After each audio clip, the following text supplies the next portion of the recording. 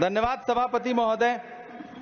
83 minute 71 बार थपथपाई गई मेज, 14,417 शब्दों का बजट भाषण और उस बजट में अपने लिए राहत तलाशती मिडिल क्लास की हैरतजदा आंखें।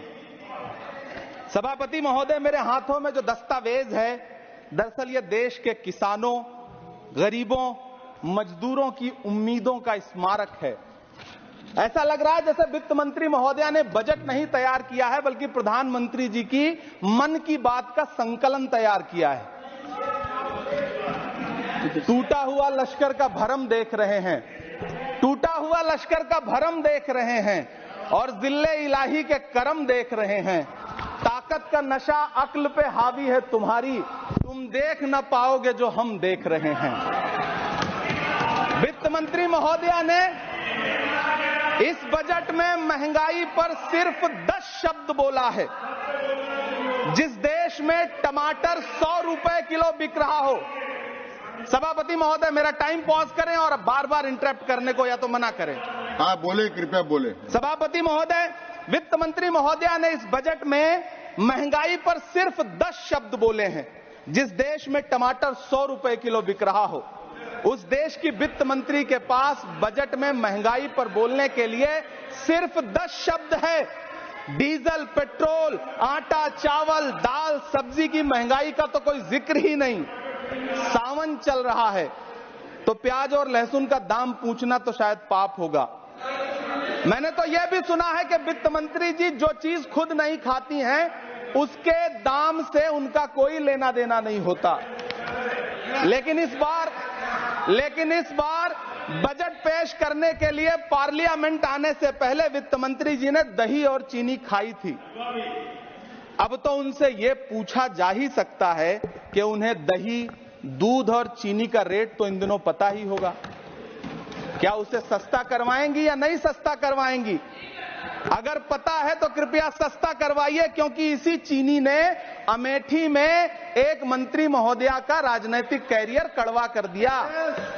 सभापति महोदय, अपने शीश महलों में बैठे हुए सरकार के सांसद और मंत्री कह रहे हैं कि महंगाई कम हो रही है। संसद की कैंटीन से बाहर निकल करके एक चाय का कप खरीदिए, तब समझ में आएगा कि महंगाई कम हो रही है या बढ़ रही है। किसी एक दिन अपनी किसी मजदूर की तरह अपनी दिन भर की दिहाड़ी लेकर के बाजार जाइए और अपने बच्चों के लिए राशन खरीदिए, तब पता चलेगा कि महंगाई कम हो रही है या नहीं हो रही है। यहां बैठ करके बड़ी बड़ी बातें करना आसान है। ये चूनर धानी धानी भूल जाते, ये पुरवा की रवानी भूल जाते, जो आकर 4 दिन गांव में रहते तो सारी लंतरानी भूल जाते।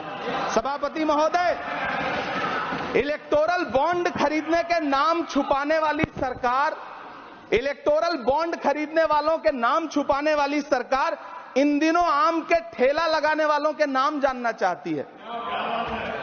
मुझे तो होटलों, ढाबों या आम के ठेलों पर नेम प्लेट लगवाने वालों से पूछना है कि कभी खून की बोतल पर देखा है किसी का नाम लिखा हुआ?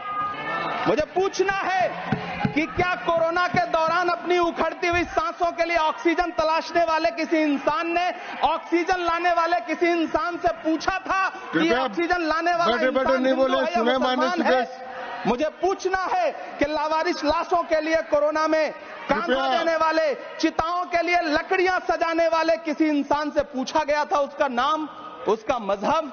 लेकिन इन दिनों पूछा जा रहा है। सभापति महोदय, अफसोस देश के प्रधानमंत्री जी ने कभी न टूटने वाली चुप्पी ओढ़ ली है।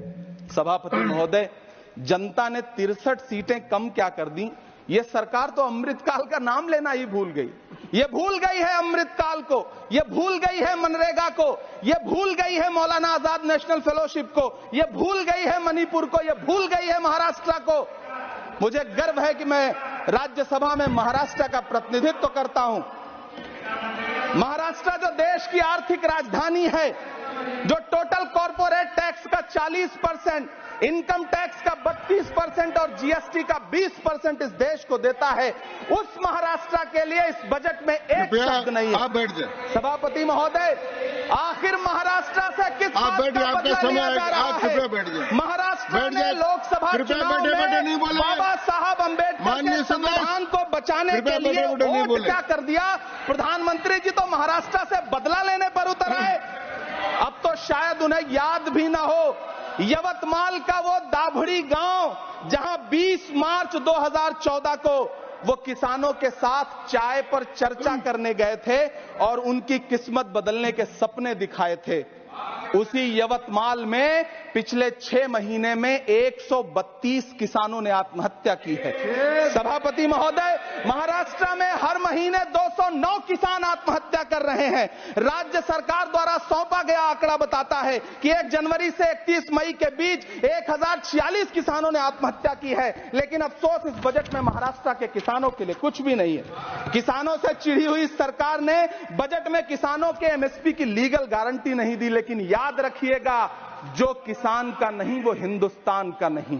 सभापति महोदय, मुझे वित्त मंत्री जी से पूछना है कि वो जो कुछ साल पहले 100 स्मार्ट सिटी बनाने का ढोल पीटा गया था, सुना है उस ढोल में पानी भर गया है, इसीलिए आपने उसका नाम बदल करके सिटीज ऑफ ग्रोथ हब्स रख दिया है। अच्छा है, नाम बदलने का खेल खेलते रहिए। आपकी कई सरकारें तो इसी वजह से चल रही हैं। इस सरकार को पढ़े लिखे लोगों से दिक्कत है सभापति महोदय, इसीलिए इस सरकार ने यूजीसी का बजट 66% कम कर दिया है। वाह री सरकार। सभापति महोदय, मैं वित्त मंत्री जी के संज्ञान में लाना चाहता हूं कि किशनगंज में एएमयू सेंटर के पास 224 एकड़ जमीन है। यूपीए सरकार ने सोनिया गांधी जी की अगुवाई में 136 करोड़ रुपए एएमयू किशनगंज सेंटर के लिए सेक्शन किए थे। लेकिन आपकी सरकार ने पिछले 10 साल में उस 136 करोड़ में से सिर्फ 10 करोड़ रुपया रिलीज किया है।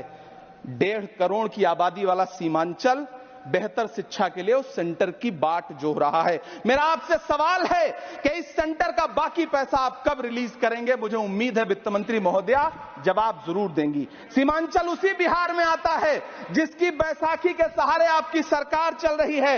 वहां के लोगों को एम्स की जरूरत है। महानंदा और कोसी से होने वाली बाढ़ की तबाही को रोकने के लिए बांध बनाइए, सीमांचल के साथ सौतेला व्यवहार बंद करिए।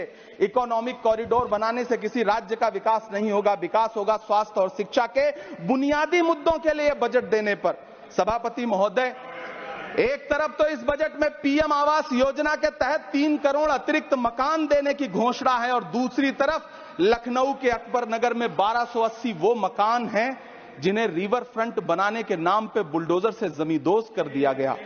सभापति महोदय, लोग चीखते रहे, बच्चे बिलखते रहे, वसुधैव कुटुंबकम का नारा लगाने वाली सरकार इंसानों के घरौंदे उजाड़ कर जश्न मना रही है। सभापति महोदय, मेरा बहुत भावुकता के साथ देश के प्रधानमंत्री से सवाल है कि इन उजड़ते हुए मकानों और बेघर होते हुए घरों को देख करके आपको नींद कैसे आती है, आप सो कैसे पाते हैं। मेरा सवाल है इस देश के प्रधानमंत्री से, या तो लोगों के घरौंदे उजाड़ना बंद करिए या फिर करोड़ों मकान बनाने की झूठी घोषणाएं करना बंद करिए। यह बजट झूठ का पुलिंदा है। यह बजट आपके पिछले साल के बजट का कट कॉपी पेस्ट है। यह बजट हमारे चुनावी घोषणा पत्र की नकल करने की एक बेईमान कोशिश है। लेकिन कहावत है ना कि नकल के लिए भी अकल चाहिए। मेरे हाथ में एक तरफ न्याय पत्र है जो हमारा है और दूसरी तरफ अन्याय पत्र है जो आपका है। इस सरकार को आलोचना सुनने की आदत नहीं है सभापति महोदय। जब आप इनसे सवाल पूछिए तो ये कहते हैं कि आप बताइए 70 साल में आपने क्या किया है। मैं तो इस सदन में कहना चाहता हूं सभापति महोदय कि हमसे 70 साल का हिसाब मांगने वालों, जो सरकार अपना चलाया हुआ 2000 का नोट 7 साल नहीं चला सकी, वो हमसे 70 साल का हिसाब मांगती है। सभापति महोदय, मैं अंत में आपसे यह कहना चाहता हूं, यह बजट बैसाखी पर टिकी हुई सरकार का कुर्सी बचाओ बजट है। इस बजट में राज्यों के साथ, किसानों के साथ, नौजवानों के साथ, महिलाओं के साथ, देश के मिडिल क्लास के साथ अन्याय किया गया है और इस अन्याय का खामियाजा आपको महाराष्ट्र, हरियाणा और झारखंड के चुनाव में भुगतना पड़ेगा। सभापति महोदय, इस सरकार ने नोटबंदी लगाकर देश की आम जनता की पूंजी छीन ली। बैठे नहीं बोले, कृपया टैक्स लगा करके छोटे व्यापारियों के कारोबार छीन लिए। पेपर लीक करवा करके युवाओं की आंखों से नौकरी के सपने छीन लिए। अग्निवीर लाकर देश के जवानों की उम्मीदें छीन ली। बुलडोजर लगाकर लोगों के आशियाने छीन लिए। महंगाई लाकर देश की जनता की थाली से निवाले छीन लिए और नारा लगाया कि हम तो सेवक हैं, 18-18 घंटे काम करते हैं। इन्हीं लोगों के लिए किसी ने शेर कहा है कि जो सच और झूठ में दूरी है वो दूरी समझते हैं, सियासी हाकिमों की हम भी मजबूरी समझते हैं, वो अपना हक समझते हैं निवाला छीन लेने को, डकैती को बहुत से लोग मजदूरी समझते हैं। हमें पता है कि कैसी मजदूरी की जा रही है। सभापति महोदय, मैं यहां खड़ा होकर के अंत में आपसे कहना चाहता हूं कि इस बजट में तमाम राज्यों के साथ अन्याय किया गया है, इस बजट में युवाओं के साथ अन्याय किया गया है, महिलाओं के साथ अन्याय किया गया है, और खास तौर से महाराष्ट्र के लिए कुछ नहीं रखा गया है। महाराष्ट्र बाढ़ से जूझ रहा है, पानी बरसने से वहां 1500 से ज्यादा लोग मारे गए हैं। उस शहर को, उस राज्य को 4000 करोड़ के पैकेज की जरूरत है ताकि जो फसलें बर्बाद हुई हैं लोगों को राहत दी जा सकी। लेकिन अफसोस, इस बजट में महाराष्ट्र के लिए ऐसा कुछ भी नहीं है। मैं आखिर में यह कहना चाहता हूं कि पिछले 7 दिन से इस बजट का बड़ा ढिंढोरा पीटा जा रहा है, इसे महान बताया जा रहा है, लेकिन कौन महान बता रहा है? सत्ता पक्ष के लोग, उन्हें तो बताना ही है, क्योंकि मैं अवध क्षेत्र से आता हूं, प्रतापगढ़ से, नीरज भाई भी अवध और पूर्वांचल से आते हैं।